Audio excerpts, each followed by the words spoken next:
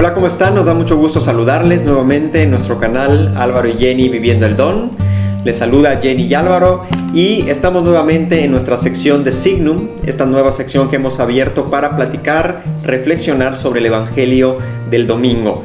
Un espacio para que podamos juntos enriquecernos con la palabra de Dios y poder sacar los signos más importantes para llevar a nuestra vida matrimonial y a nuestra vida familiar. Bienvenidos. En el Evangelio de este domingo de San Marcos encontramos un diálogo que se da en la sinagoga cuando Jesús está predicando en Cafarnaún. Y este diálogo es entre Jesús y un hombre que estaba poseído por un espíritu inmundo. Y en el diálogo lo primero que le dice este espíritu a Jesús es: ¿qué quieres de nosotros? ¿Por qué has venido a incomodarnos? Sé quién eres tú, le dice, tú eres Jesús el Nazareno, el Hijo de Dios. Entonces aquí vemos cómo este espíritu reconoce a Jesús, lo cuestiona, le reclama ¿qué quieres? ¿Por qué nos molestas? ¿Por qué nos incomodas? Jesús sin más ni más voltea y le dice: cállate y sal de él. Este espíritu, sale de aquel hombre y aquí la gente queda sorprendida por la autoridad con la que Jesús se refiere, incluso hasta los espíritus inmundos, ¿no?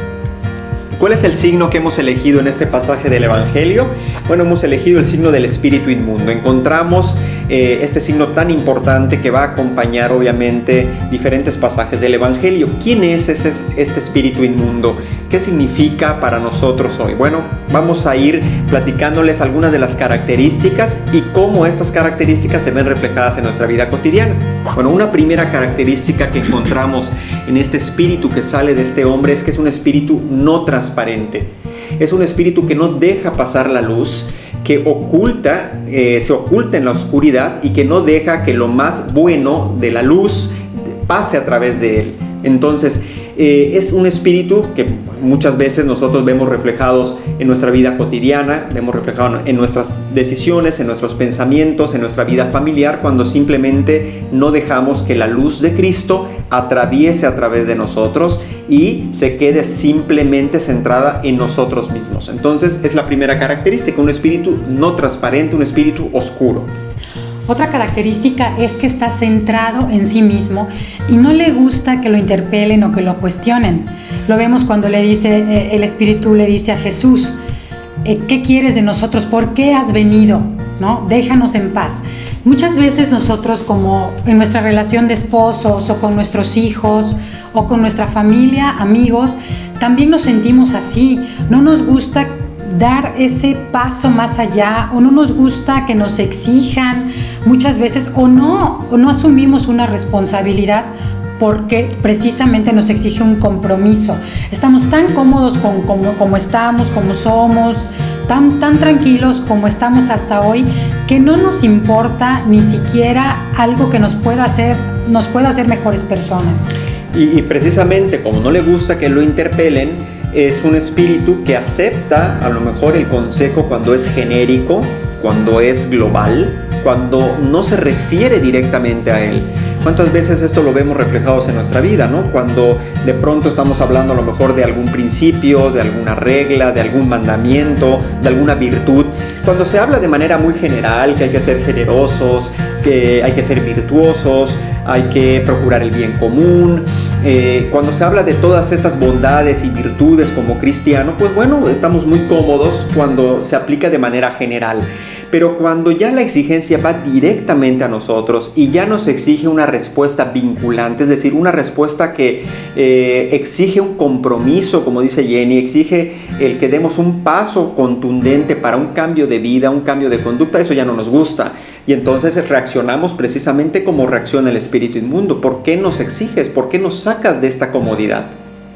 Otra característica es que prefiere estar encerrado en un círculo donde él es el centro y no soporta perder el control. ¿Cuántas veces pensemos como esposos, ¿no? Cuando nuestro esposo o nuestra esposa vienen y nos dicen algo que observan en nosotros que tenemos que cambiar o que podemos mejorar? Pero nosotros nos sentimos bien así como estamos, no nos interesa mejorar, no nos interesa ni siquiera hacerlo por la otra persona, ¿no? Entonces nos sentimos agredidos y sentimos que esta exigencia o esta retroalimentación, en lugar de hacernos crecer como personas, nos perjudica. ¿Y a qué nos lleva? A una discusión, a una pelea que simplemente no nos hace salir de ese vicio, ¿no? De ese encerramiento, de ese egoísmo. Sí, esto ocurre también, por ejemplo, con los círculos de amigos, ¿no? Hemos platicado de esto en algún otro video, cuando de pronto estamos con amistades y se toca el tema a lo mejor de la fe, el tema de la espiritualidad o el tema simplemente de un compromiso moral y ético. Lo que decimos es, ya, mejor cállate, mejor hablemos de otro tema más cómodo. ¿Para qué hablas de esta manera, ¿no? Es precisamente este espíritu que no quiere, en el caso de Jesús, que venga a sacarlo de esa comodidad, que venga a predicar como lo está haciendo Jesús. Es como decirle a Jesús, oye, ¿por qué no predicas como los escribas del templo, como los escribas de la sinagoga? ¿Por qué vienes a predicar distinto? Es lo mismo que nos pasa a veces en ciertos círculos donde oímos estas voces y nos incomoda. Y entonces preferimos hablar de los temas banales, de los temas que no nos compromete, que no nos interpele nuestra intimidad, y estamos muy tranquilos así. Otra característica es que rechaza la comunión con Dios y para con los demás.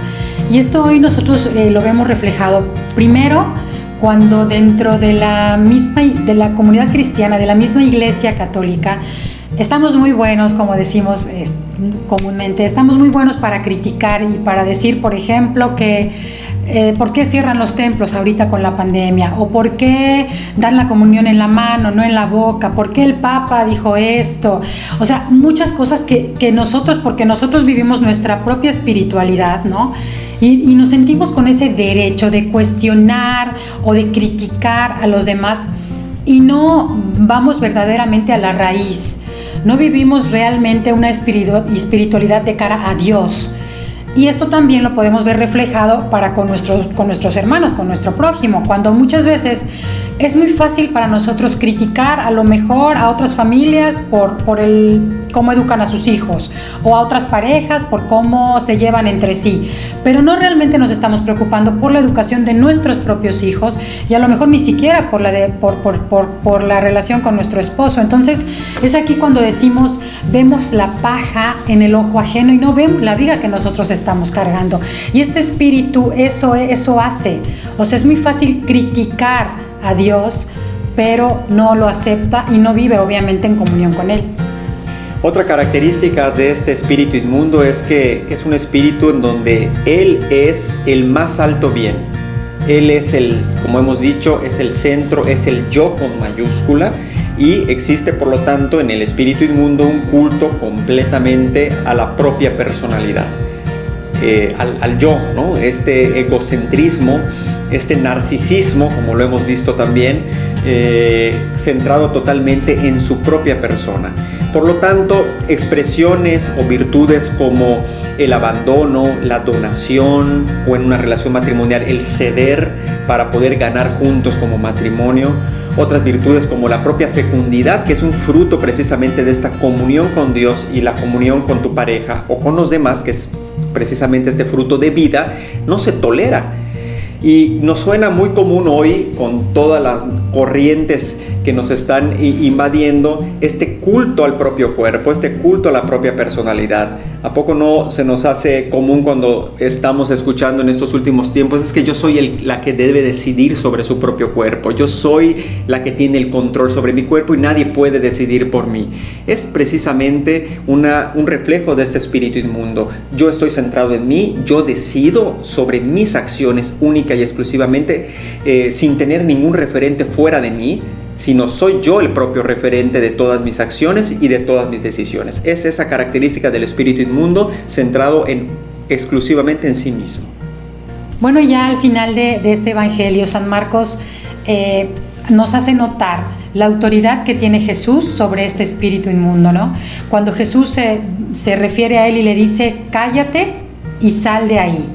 Jesús no entra en discusiones, ni siquiera entra en explicaciones, simplemente da la orden y manifiesta esta autoridad que tiene, y el espíritu inmundo reconoce también la autoridad de Jesús y no le queda otro remedio más que obedecerle. Y precisamente con esa misma palabra de autoridad es con la que Jesús se refirió el domingo pasado, como escuchamos, cuando llama a los 4 discípulos, y también con una orden de síganme. Ellos dejan todo, dejan a padre, dejan las redes, dejan su trabajo y lo siguen. Pues con esta misma palabra de autoridad y de manera contundente le da la orden al espíritu inmundo. Es una orden que tiene 2 partes muy importantes. Por una parte, la represión, al decirle cállate, y la segunda parte, un castigo, cuando le dice sal de él. ¿Qué hace el espíritu inmundo? Pega un grito, sale gritando, que es una expresión de la humillación que tiene el espíritu inmundo frente a Dios, frente a Jesús y frente a toda la comunidad. Y en donde queda, obviamente, y San Marcos nos lo muestra, queda en evidencia el poder absoluto que tiene Jesús sobre el mal y cómo triunfa con su autoridad y con su palabra sobre cualquier espíritu inmundo. Y eso, obviamente, pues para todos nosotros es una señal de esperanza ante todas estas situaciones que hemos ido narrando en el matrimonio, en la familia, frente a los amigos o en la sociedad. El que tiene la última palabra con toda la autoridad es Jesús, y el que nos va a ayudar a decir a esos espíritus inmundos: cállense y salgan, y déjenos libres para seguir amando a Jesús. Bueno, ya para finalizar esta cápsula, te invitamos a que participes con nosotros. En los comentarios platícanos qué otro signo encontraste tú a lo mejor en este evangelio, o este que nosotros encontramos, cómo lo ves reflejado tú en tu vida en el día a día. Y bueno, síguenos en nuestras redes sociales. Te invitamos nuevamente a que, si no lo has hecho, te suscribas, le des clic a la campanita para que te lleguen estos videos, invites a otros. Ya estamos llegando a millones de seguidores, ¿no es cierto? Estamos pues con la intención, desde luego, de que otros matrimonios y otras familias se acerquen a este canal y nos ayuden juntos a seguir creciendo desde la lógica del don. Hasta la próxima.